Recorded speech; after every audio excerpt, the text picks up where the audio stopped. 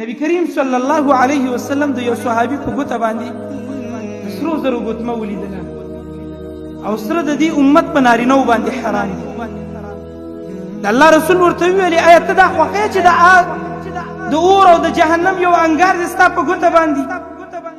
دا ګوتمه نه ده، دا د جهنم انګار دی، د هغه اور تا د ګوتې نه تاو کړې. راوای خستل او ایستې تی ګزار کړې. به بعد کې چې رسول الله صلی الله علیه وسلم د دې مجلس نه لاړې، صحابه کرامو دې ملګري ته وویلې وایي زه راواخله دا به کور ته ویښتې خپلې بیبي له به یې ورکړې، زنانو له به یې ورکړې، خرڅه به یې استعمال به یې که ته نه استعمالې ستا کوروالا خو به استعمال کړي. دا راواخله. دې صحابي د رسول الله خبره منلو ته ګوره، د هغه اطاعت ته ګوره، د هغه خبرې منلو ته ګوره. دا وی لا والله زما دې د الله په ذات قسمي لا آخذه ابدا، زما لاس به دې ګوتمې ته ور نشي. وقد ترعه رسول الله، دا ګوتمه مانه رسول الله ورته ولیده او زه به ورځم او دا ګوتمه به بیا راکړم. سره زر پراته دي، سره زر ته رسول الله ورته ولیدي.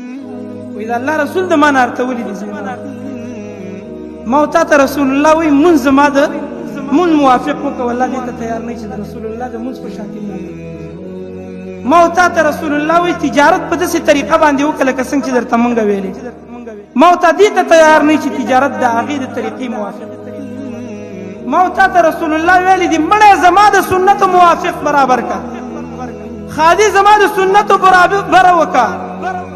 زما د ایمان او ستا د ایمان معیار دومره ډون شوی دی چې دې ته تیار نه چې د هغه موافق خادي نه برابر.